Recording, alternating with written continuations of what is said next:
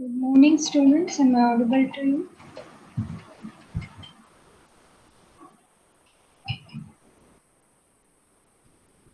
Am I audible to you?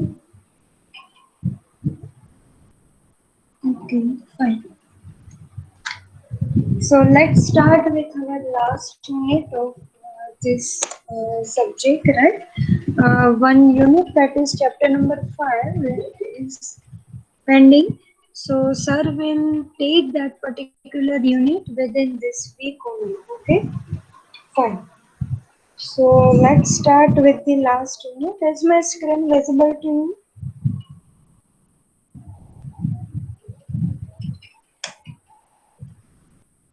Okay, fine. So the name of unit is memory classification and organization. So see, actually this topic is more or less connected with your operating system subject. So we are not required that much depth in this unit. You can easily get everything. As well as in this unit, we can relate our concept, right? Because you all are aware with the concept of main memory, auxiliary memory, cache memory, everything. So that will be more easy for you to understand and to relate with its actual mechanism, right? So let's start. So mainly in this particular unit, we'll see these are the things. One is memory hierarchy. Suppose we want to see that what are the small particles that can be treated as a memory and what is the huge capacity storage that can be also treated as a memory. So we'll see hierarchy. We'll also see main memory in which we'll see RAM and ROM chip organization, that how they are internally working. There are small diagrams. After that, auxiliary memory, concept of auxiliary memory and what can be treated as auxiliary storage, that we'll see. After that, associative memory, types of associative memory implementation, cache memory, virtual memory, and memory management hardware. So in that we'll see page replacement and segmentation. So I guess this every term is more or less you can relate with your operating system subject, right? Because I hope that unit number 4, memory management, is completed in your syllabus. In that you had seen this page table, page replacement algorithm, what is the requirement of that page replacement algorithm, as well as segmentation. Yes or no? This term you guys have seen in your operating system subject or not?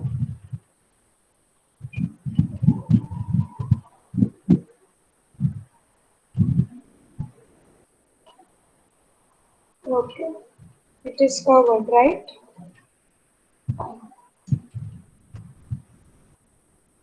Okay.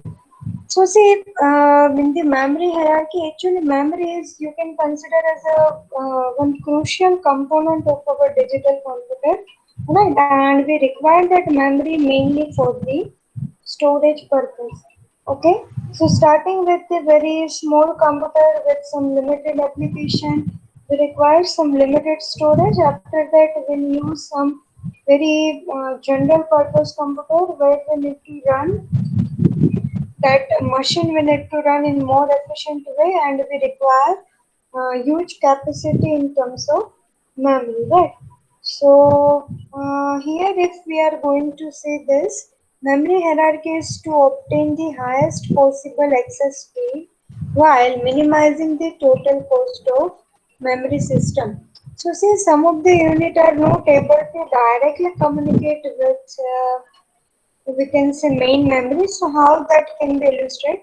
So see here we are having some auxiliary memory, some secondary storage, magnetic tape, magnetic disk. So this unit will communicate with our I/O processor, that is input output devices. Suppose we'll get some command in form of read, so that will transfer over here and that I/O will transfer over here, right? And again, if we want to say some output, then again it will transfer over here. So this auxiliary memory can communicate with I/O processor in bidirectional manner. So we can take as well as we can send some instruction towards the processor, and at here backend side various IO processor and CPU will able to communicate with main memory as well as cache memory, right? Also, this main memory and cache memory internally communicate with each other as per the requirement. Some non-volatile data we need to store, some volatile data we need to store. So, as per the requirement, it will be communicate with different unit. Right. So, if we consider very small unit of storage, then it can be considered as a register. Yes or no?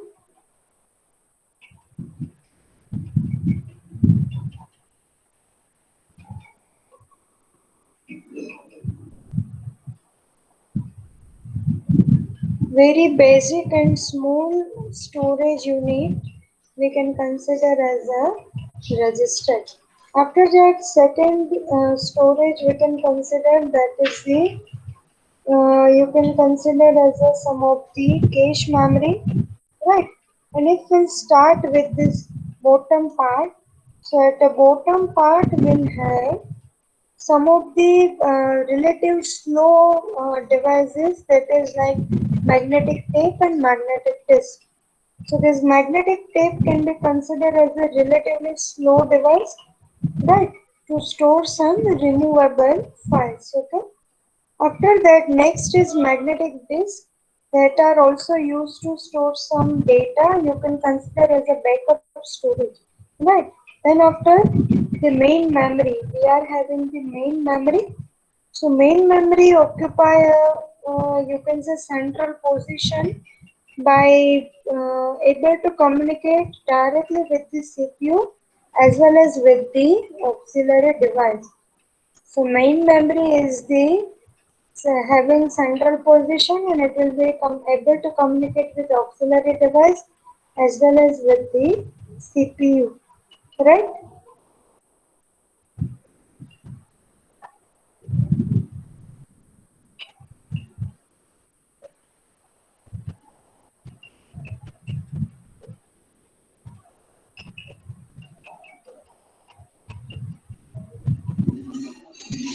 Okay. So yes, here main memory will take central position and it will be communicate with auxiliary device as well as with the CPU.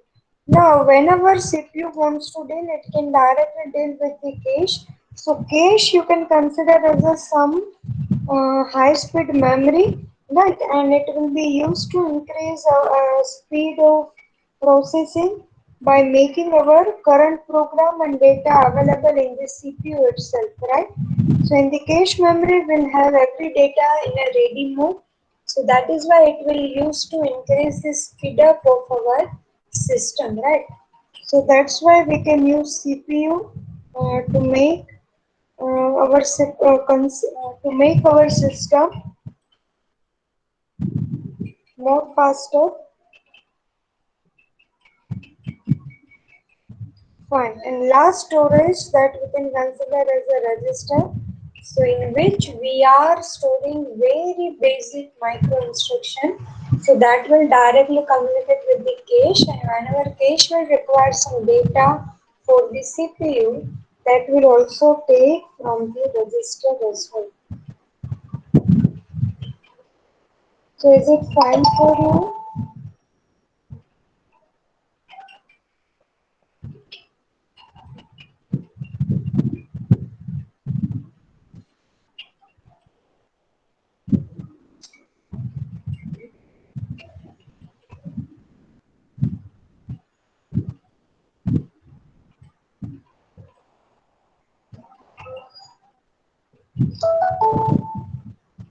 Okay.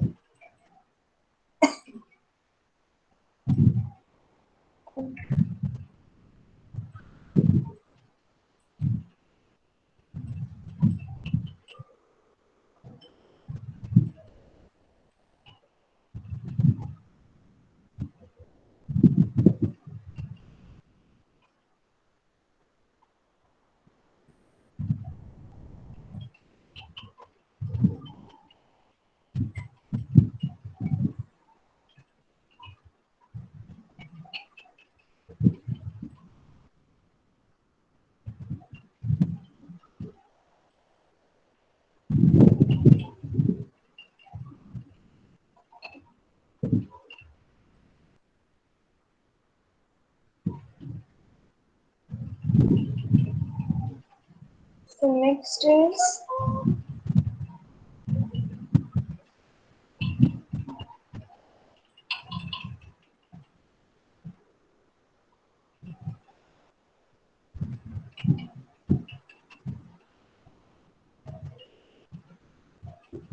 here they give an explanation related to this. The main memory unit that communicates directly with the CPU is called the main memory. Devices that provide backup storage are usually called as a auxiliary storage. That is the simple use of this auxiliary memory. A special very high speed memory is called as a cache memory over here. It is sometimes used to increase the speed of processing by making current program and data available to the CPU at a rapid rate. So as I had said, CPU is a high speed data memory, but why? Because whatever data we require that CPU will provide in the cache will provide in the CPU itself. Okay. Now we'll start one by one discussing memory in depth. So as from the list, second topic is main memory. So we'll see the main memory and its two types of detailation. One is RAM chip, another is ROM chip.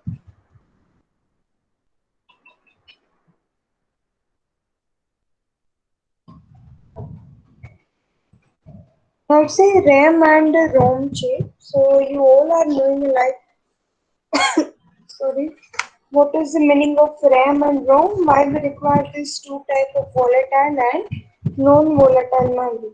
So first we'll discuss this RAM chip and its detailed diagram. Right?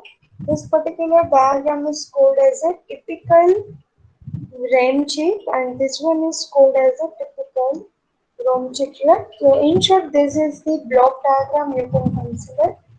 And this is the function table you can consider. One more time, this is the block diagram of RAM and this will be block diagram of ROM. And this table can be considered as a function table.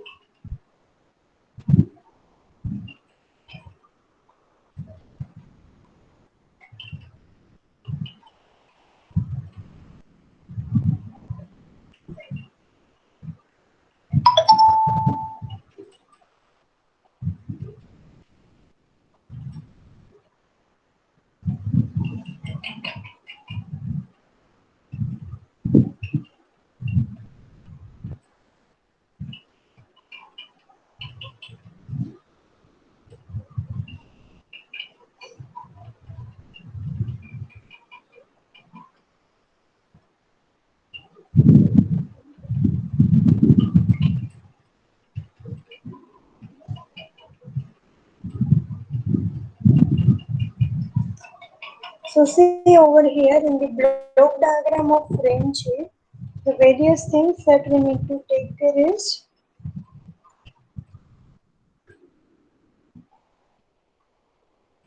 two values that they have given, that is in terms of chip select.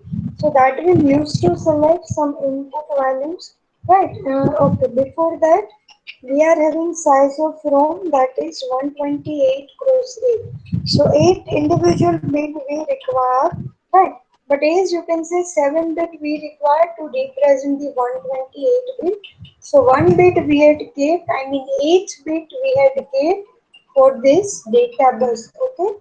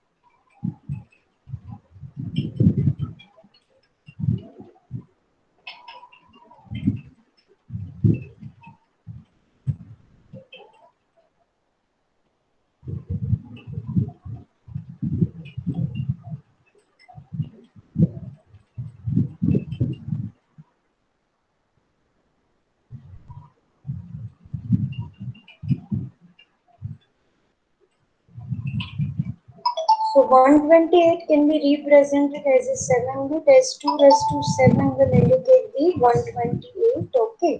And 8th bit, whatever is the 8th bit, that can be used to represent the data bus line, right? So now in that 7 bit, we need to take input from these various values, like one is chip select 1, chip select 2, that will be two input values, and that are used to control the input, which will enable our chip whenever we require at the microprocessor side, right? So that will used as a multiple chips as per the requirement of our multi-computer.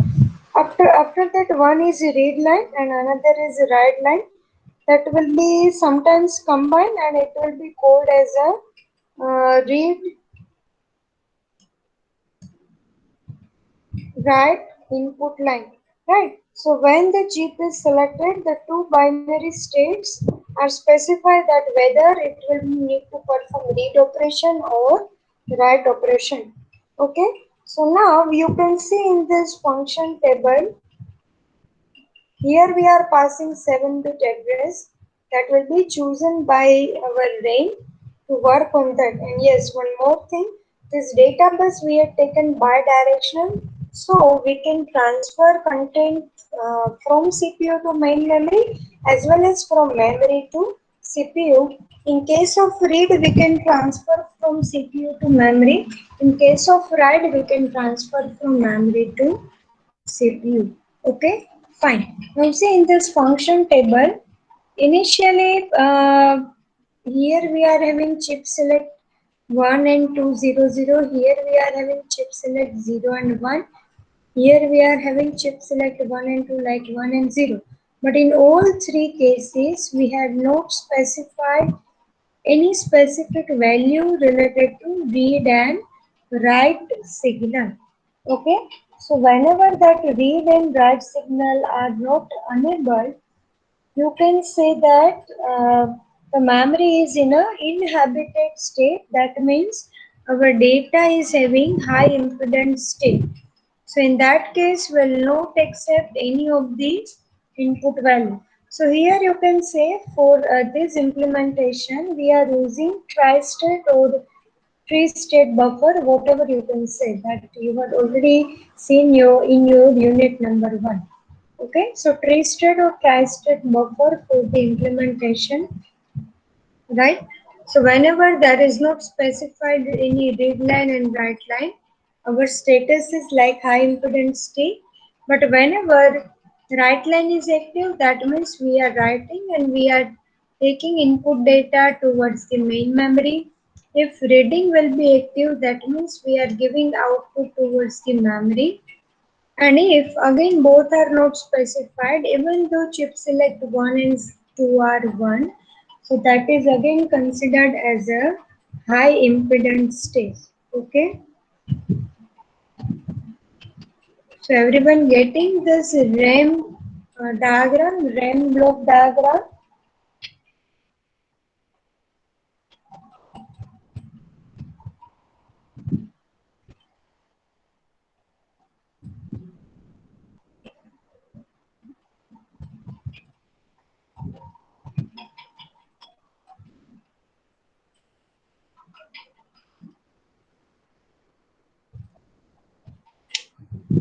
Okay.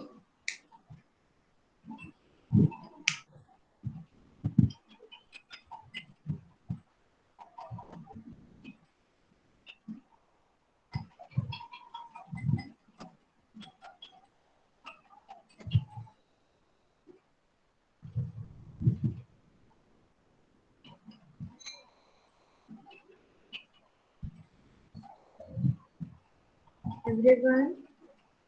Okay, fine. Now see in the typical ROM chip, what is the major difference? Again, it will be working same, but see ROM can only read. ROM cannot able to write the data. So here in the ROM, we are not having specification related to write, but yes, the capacity to take data is more as compared to RAM. So here we are using 9 address line. That means 2 raised to 9 we are having 512 data to select. So whenever chip select input is enabled, we'll easily able to select some of the address, because as here ROM is only able to have read operation, so we'll not bother whether read is enabled or write is enabled. If we'll have some value in the chip select, definitely this ROM will be activated. So now see, in case of description, RAM chips are used to communicate with the CPU. Obviously, one chip select line are not sufficient, so we are using two chip selection line which decide when read and write signal will be active. It is having 7-bit address line, that means size of RAM is 128 cross 8-bit. A bidirectional bus can be constructed with help of three-state buffer. It places its output in one of the three possible states: signal equivalent to logic 1, signal equivalent to logic 0, or high impedance state. This three. Okay.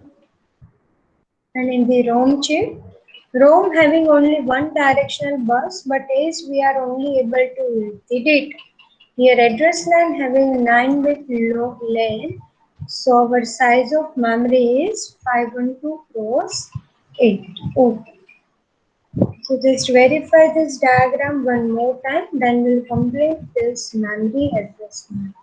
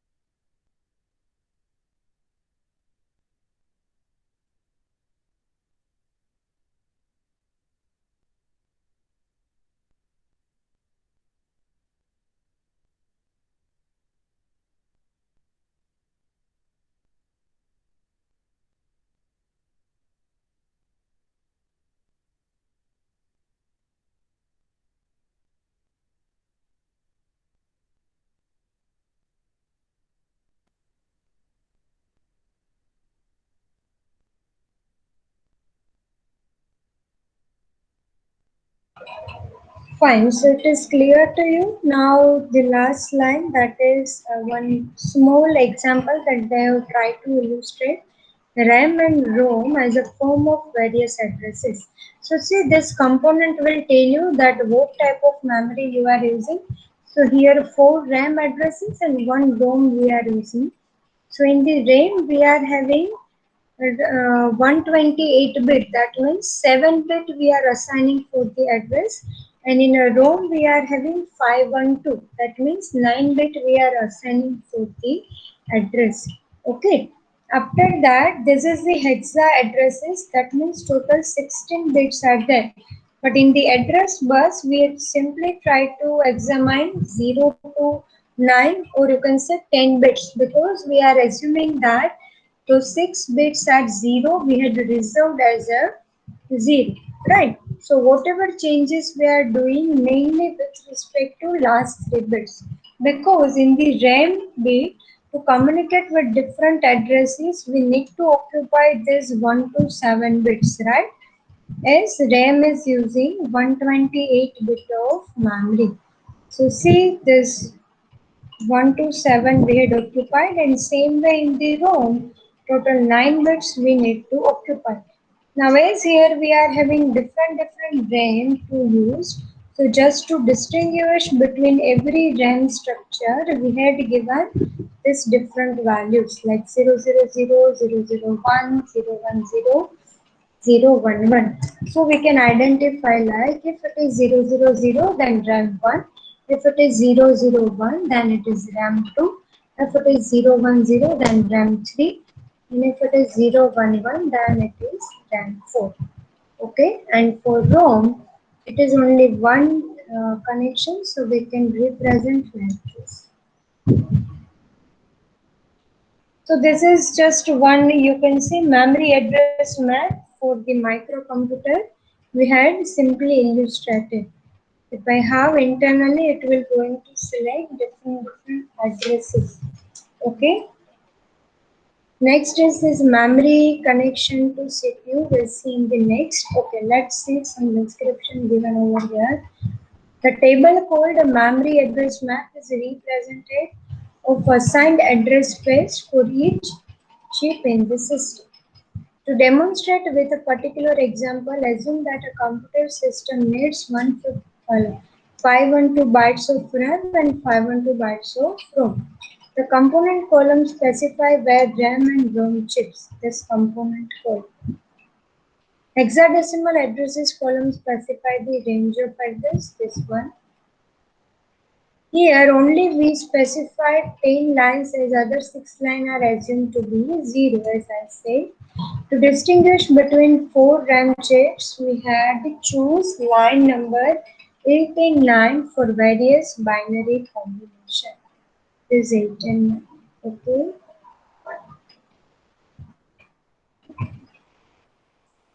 And so let me know in case of query anywhere, student.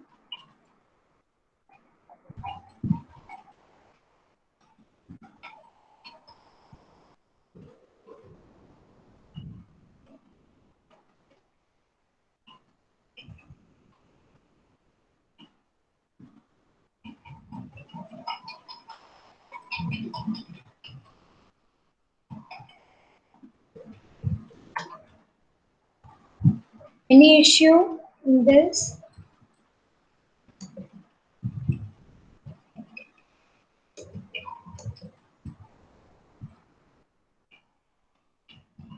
Fine. One more time, syllabus for mid-2 exam is chapter number 3, 4 and 6.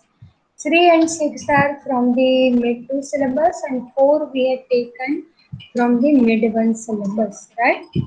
It is based on MCQ exam, so you can prepare like